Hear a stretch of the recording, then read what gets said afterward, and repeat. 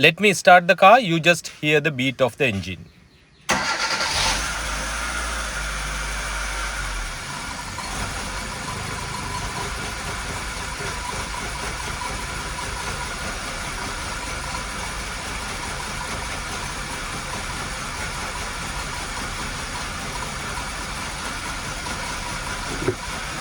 Really, it is running like a garbage. Actually, it is running like an old diesel tractor engine. So, my name is Ravi. Today I'm working on Hyundai Accent 2002 1.5 liter engine. There are a lot of customer complaints on this engine. First one is low fuel mileage, rough idling, misfiring, and low power condition, and all the bad conditions going on this car. So really it is running like a garbage, and few other shops have tried to fix it by firing the part cannon, and they have changed several parts including the airflow sensor, spark plugs, and idle air control valve, and some other things, but nothing happened. So customer brought this car here for me to diagnose it, and now I am going to diagnose it in my way. So let's go and diagnose this car. First of all, let's hook up the scan tool and get the health report of this car, especially what is going on with the engine. For that, I have hooked up my scan tool already. Now I am going to scan the car. Let me scan the car and I will show you what I found, what are the fault codes available regarding the ongoing condition. Okay, this is 2002 manufactured car and 1.5 SOHC engine. And I'm going to the engine control module and unleaded OBD2 version. Now I need to read the fault codes. Here I read the fault codes. You can see P0344 evaporator emission purge system open circuit, and P0135 auto sensor heater circuit bank 1 sensor, and P0130 mass airflow sensor a circuit high input. So these are the 3 fault codes available right now, but what I did before, I pre-scanned this car already, and I found a lot of fault codes, including the random misfire codes and all the 4 cylinders misfiring codes and several other codes. But then I cleared all the fault codes and rescan again after start the engine. Now you saw that there are 3 fault codes, so those are the hard faults that we should address. So here I am selecting several data bits in order to read the live data stream. So I need to check the airflow sensor and intake air temperature sensor and the both oxygen sensors data, because we had several fault codes for those systems. So here's the live data stream. So let's start the engine. Yeah, you can see here. So car is really vibrating. I can't hold this my scan tool on the steering wheel. Let me hold it and I'll show you. First of all, I would like to change this airflow sensor data settings into gram per second. Do you see that 121 gram per second? It is unbelievable. So definitely it is circuit high input. So fault code is correct on the airflow sensor. And you can see here number 1 oxygen sensor heater circuit is disconnect, so it is not working. Heater circuit is not working, but you can see both oxygen sensors are stay around 400 millivolt. So this airflow sensor data is not a right value. And here you can see intake air temperature also minus 39. That means it is open circuit. Definitely there are something that could cause for the ongoing condition of this car. So let's go to the underhood and check airflow sensor and the oxygen sensor wiring integrity. Okay, I have arranged my multimeter here, and I have hooked up my negative probe into the battery terminal, and now I need to check the airflow sensor first. In order to do that, I have already turned on the ignition, and I'm going to check wires one by one by back probing it like this. So this is the first wire, airflow sensor signal wire. So you can see it is showing us 7.7 volt. That is impossible. And next, number 2 wire should have battery voltage. Yeah, it has the battery voltage normal. And third wire is the sensor ground, and we should get the signal, but here it shows 0, but we can't believe that data. We need a test light to prove that we have good ground. In order to do that, I have hooked up my incandescent test light. You can see it is lighting here, but when I touch this probe, you can see it is not lit because we are not getting the sensor ground. It is lit on the battery negative terminal, but we are not getting the ground. So definitely we have a problem that we are not getting the sensor ground. And the next wire is uh, intake air temperature sensor signal. No, this wire is the 5 volt, so uh, it is getting the 5 volt, that is normal. And the last one is intake air temperature sensor signal. You can see 9.9 volt, that is impossible. Definitely this is open circuit because we are not getting sensor ground signal. I would like to check again, removing the connector like this, and you can see first wire, uh, airflow sensor signal wire, we are having 5 volt, that is normal. And next I would like to check the last one, which is intake air temperature sensor signal wire. It is showing us 0, so that is normal. It should get the values after we connect the connector into the sensor. So confirm we are not getting the sensor ground onto the airflow sensor, so it is in an open condition. And then definitely it gives high signal into the computer.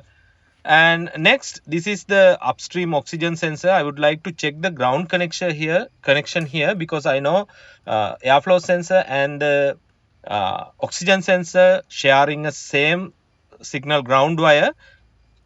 So I touch all the 4 pins until I found a good ground. Yeah, even I touched 4 pins, I haven't found any ground connection and light wasn't lit. So definitely we have no ground connection for the airflow sensor and the oxygen sensor. That is why there are 2 fault codes have been thrown on those 2 sensors. Okay, next, off camera, I did check the wiring integrity test from the airflow sensor and the oxygen sensor to the engine control module. Perfectly, it was okay. So definitely there is something wrong inside the engine control module. Now I'm going to take off this engine control module and pop up the housing, and I need to check the board. Is there something wrong which I can find and repair? So let's go and pop off this engine control module and check the motherboard. Is there anything wrong?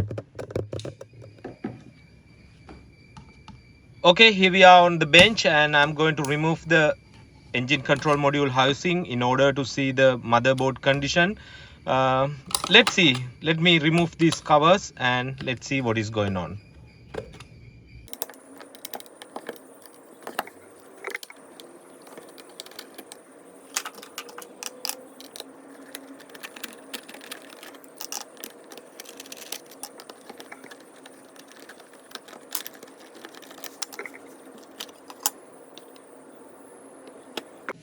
Okay, I found the fault on the motherboard. Just focus on my probe tip where I'm going to show you here. Here you can see in this area there is a broken copper path. So that goes to this pin. That means that pin is the ground connection pin for the mass airflow sensor and oxygen sensor number 1. So definitely this path has been broken. That is the reason could cause to no ground connection for those 2 sensors. So what I'm going to do now, just put a jumper connection and solder it, and I can repair it by myself, and I will repair, and I will bring you further footages regarding this diagnosis and the fix. Okay, fixed the ECM, and I just put a jumper connection onto that open copper path and soldered it. So let's go and hook up this engine control module into the system and check. And I just found some other problems, and I will explain it later. But before that, I would like to show after repair the engine control module. Let's see what is going on with that ground connection that goes to the airflow sensor and the oxygen sensor. In order to check that, I hook up my incandescent test light into the battery positive terminal, and when I touch the negative terminal, it should be lit, yeah, like this. And now it should be lit on the sensor ground signal. Look at this. earlier you remember that it wasn't lit, but now it is lighting. So let's check on the mass airflow sensor. Number 3 pin, you can see light is lit. So confirm that ground connection is fixed, and we should get uh, good data through the airflow sensor and the oxygen sensor. Anyway, I found that the oxygen sensor heater circuit has been gone bad itself, and we need a new oxygen sensor. And hope you remember that we had the fault code for the purge control valve open circuit. So I put a new connector and fixed that wiring connection. It was a broken wires on this harness, and put a 2 new wires and new connector, and now it is fixed perfectly. And we need a new oxygen sensor to fix this car. And here you can see these 2 white wires are the heater circuit of the oxygen sensor. I checked the resistance of those 2 wires, which shows 0. So we need a new oxygen sensor.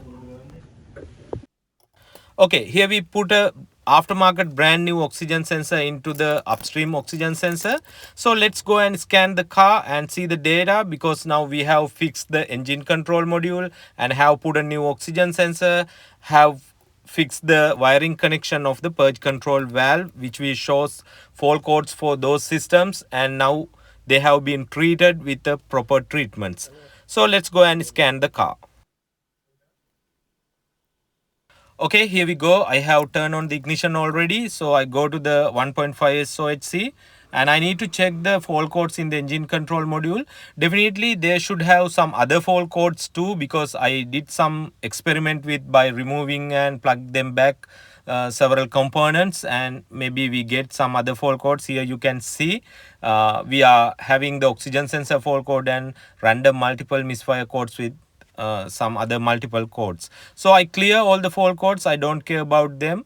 And here you can see no more fault codes. I cleared all the fault codes, and let's go to the live data stream. Okay, before go to the live data stream, I start the car. You can hear that perfect sound with the perfect idle condition. No more rattling or no more tractor sound.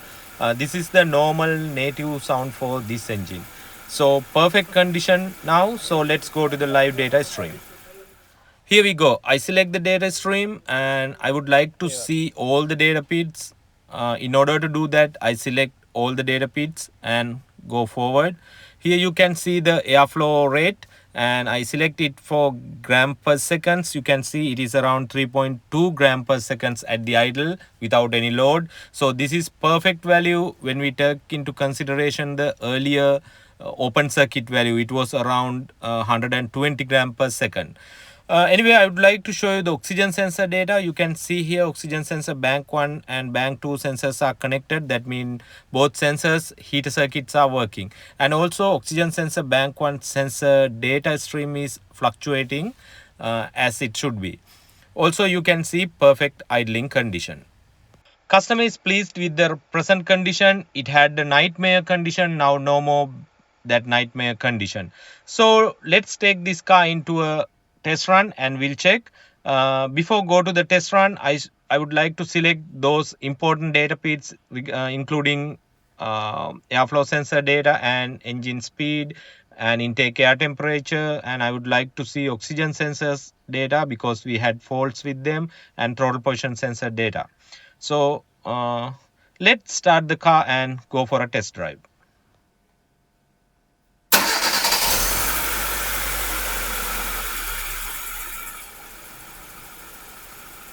Hope you heard that better start and smooth engine running condition. You can see that the engine speed around 800 at the idle, which is perfect for this car, and oxygen sensors are working. Let's go to the graph mode and check. Here we are. You can see that the oxygen sensor bank 1 sensor 1 is doing as it should be, fluctuating between the rich and lean. That is the normal way. And oxygen sensor number 2 is showing around 800 millivolts. That should be, and that is the normal value. But what I found when I talked to the customer revealed that when he bought this car, he found that the catalytic converter coil is not available. Someone has been removed it. So definitely this value will come down, and it will shows that catalytic converter is not available in the system. So that should be a problem, and it might set a fault code for the catalytic converter when we have a little bit longer run. Okay, here we are in a test run, and let's pull this car and check the pulling power and the running condition. Yeah, it has a good and perfect pulling power and good running condition. But what I am worrying about the downstream oxygen sensor data, because it is showing a bad condition. That means definitely it will set the fault code for the catalytic converter. This car need a new catalytic converter. Customer will care about that. So we did a proper diagnosis and fixed this car without lot of part changing. So thank you for watching this video. Stay subscribed with us for more diagnostic videos.